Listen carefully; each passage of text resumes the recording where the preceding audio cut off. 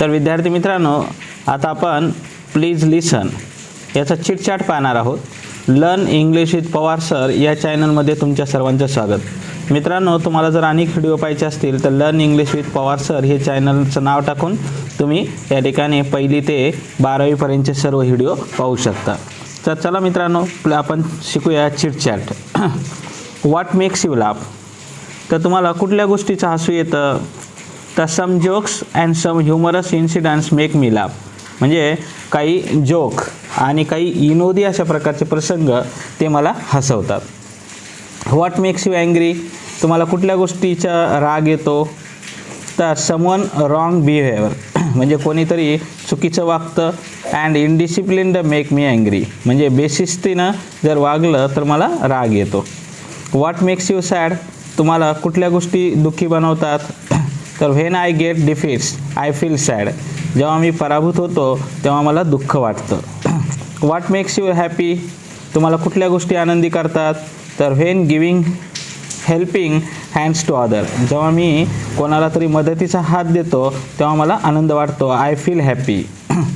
तर बघा विद्यार्थी मित्रांनो, आता पुढे बघूया आपण. मार्जिन क्वेश्चन देण्यात आलेला आहे. तर what's the difference between hear and listen. Hear आणि लिसनमध्ये काय फरक आहे? तर हिअर आणि लिसनमध्ये आपल्याला काय फरक दिसतोय? तर hearing is the physical activity. Hearing ही काय? एक शारीरिक अशा प्रकारची कृती आहे. Of a sound falling on the ear. म्हणजे जे की आपल्या कानावर काय करतो? एखादा साऊंड पडत असतो. And not paying attention towards the words. म्हणजे त्या शब्दाच्याकडे आपल्याला लक्ष देण्याची गरज लागत नाही. And listening is the activity. Listening ही कशी ॲक्टिव्हिटी आहे? Is a deliberately. म्हणजे मुद्दामून आपल्याला ती करावी लागते. Done to understand the meaning of words. शब्दाचा अर्थ समजून घेण्यासाठी आपल्याला मुद्दामून या ठिकाणी ती गोष्ट करावी लागते. त्याला आपण या ठिकाणी लिसनिंग म्हणतो. आणि हिअरिंग म्हणजे काय? तर आपल्याला ऐकण्याची गरज भासत नाही, पण मुद्दामून या ठिकाणी ऐकण्याची गरज लागत नाही, किंवा do not pay attention towards the words. तर बघा, think and guess and answer. विचार करा आणि उत्तर द्या. How old is the speaker in the poem. या कवितेतला हा कवी किती वर्ष वयाचा असावा? Yes, the speaker must be a teenager. हा जो कवी आहे तो या ठिकाणी किशोरवयीन आहे. 13 to 19 years ओल्ड. म्हणजे 13 ते 19 वर्ष वयाचा असावा. Who is he or she talking to. म्हणजे ही आणि सी इथे या ठिकाणी टॉकिंग टू कोणाला बोलत आहे ते? तर he is or she is talking to his parents or her parent. ते आपल्या वडिलांना, आईवडिलांना बोलत आहेत, किंवा मित्रांना, फ्रेंड्स, रिलेटिव्ज अँड एल्डर्स, आणि मोठ्या माणसांना सुद्धा या ठिकाणी ते बोलण्याचा प्रयत्न करत आहेत. बघा पुढचा क्वेश्चन बघूया. What must have happened before the speaker says all this. म्हणजे ही संपूर्ण कविता मांडण्याच्या अगोदर कवीनं कशाचा विचार केलेला असावा? तर बघा, before the speaker says all the parents, friends and elder must have advised him to her. म्हणजे त्याला कोणीतरी सल्ला दिलेला असावा. Instead of listening his thought. म्हणजे त्याचे विचार ऐकण्याच्या ऐवजी त्याला सल्ला दिलेला असावा. And feelings. त्याच्या भावना न समजून घेता त्याला सल्ला दिलेला असावा, म्हणून कवीनं ही कविता लिहिलेली असावी. Is the speaker aware of his shortcoming. म्हणजे हा जो काही कवी आहे किंवा बोलणार आहे त्याला त्याच्या उणिवाची जाणीव आहे का? Yes, the speaker is aware of his shortcoming. होय, तर याला जाणीव आहे. Does he she want. म्हणजे त्याला या ठिकाणी इम्प्रूव्ह करावं असं वाटतं का? Yes, the speaker wants to improve. म्हणजे या ठिकाणी हा जो काही कवी आहे त्या कवीला स्वतःहून इम्प्रूव्ह करावं असं वाटतंय. बघा पुढचा क्वेश्चन आहे.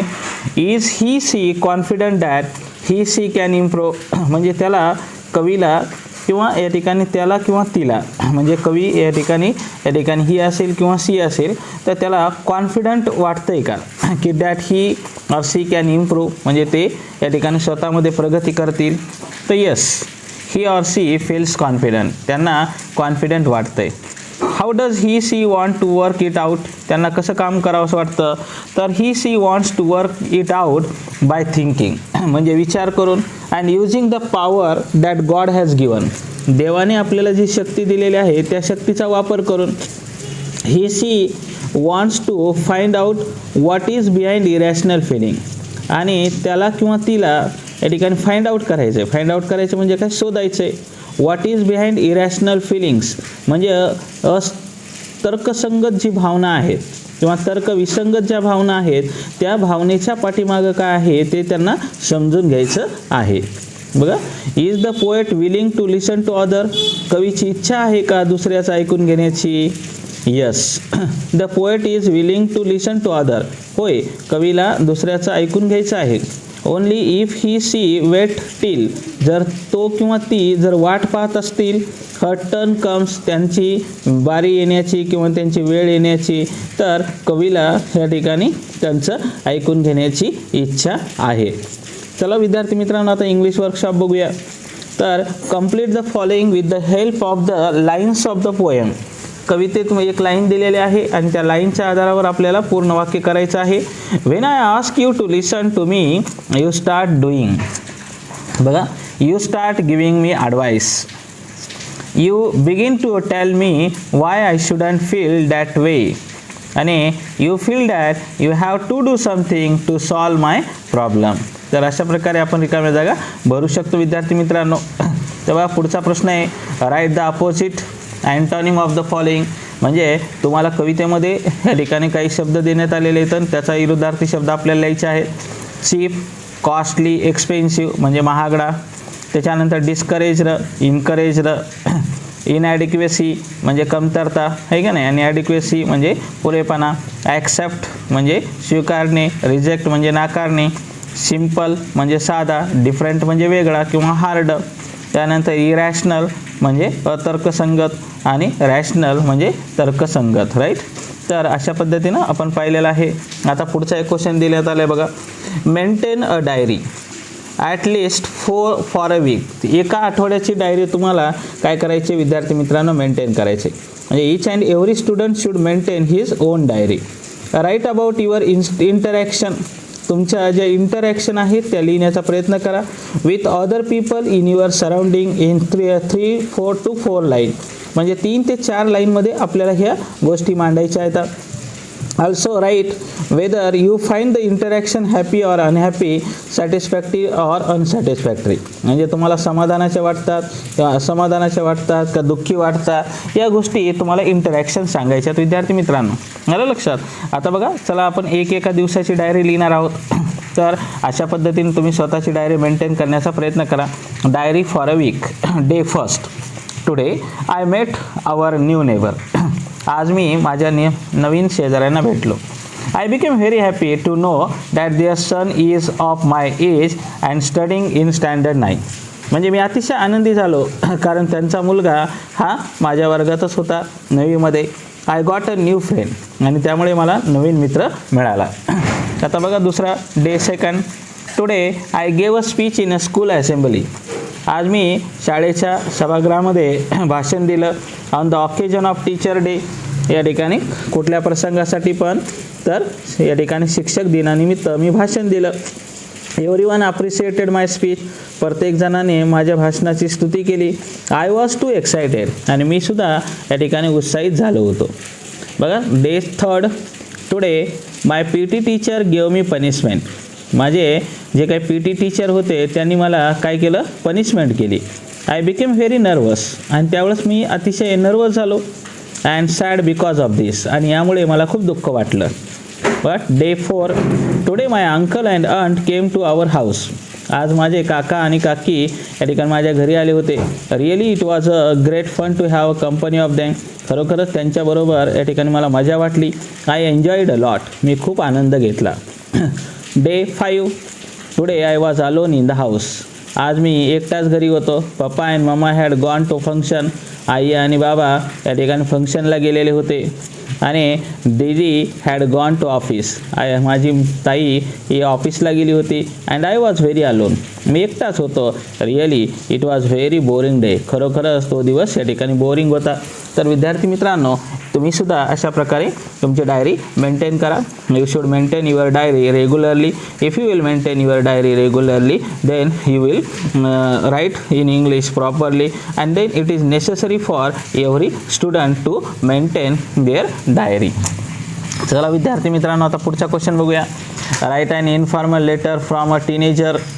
आता तुम्ही एक किशोरवयीन आहात आणि टू हिज हर पॅरेंट, तुम्हाला तुमच्या आईवडिलांना पत्र लिहायचं आहे. पण कशाबद्दल? Expressing a few thoughts from the poem.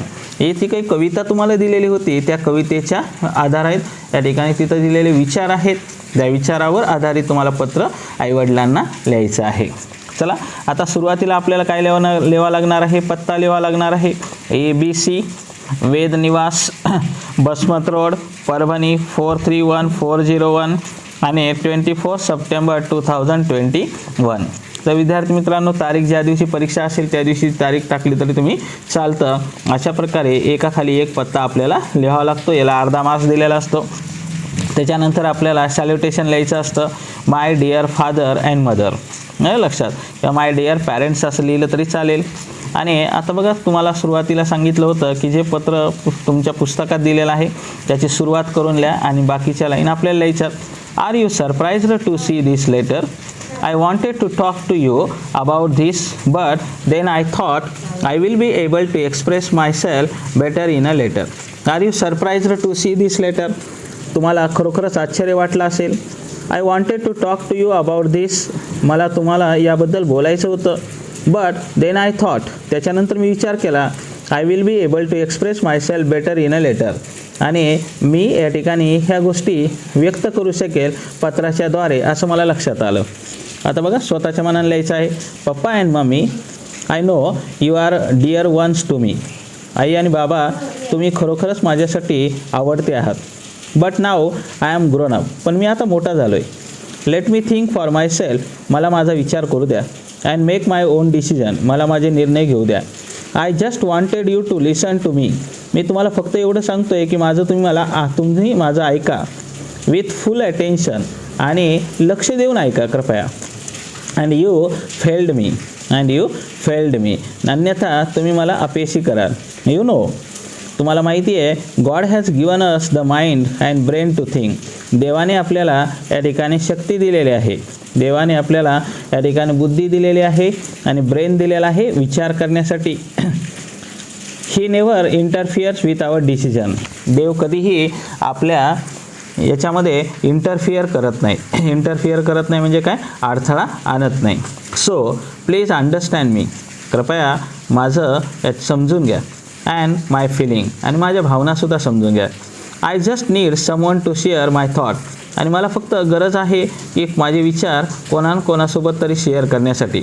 If I have made mistake writing this, जर या ठिकाणी मी चूक केलेली असेल लिहिण्यामध्ये this, you will excuse me, तुम्ही मला माफ करा. आय होप, मला आशा आहे, यू विल अंडरस्टँड मी, तुम्ही मला समजून घ्याल.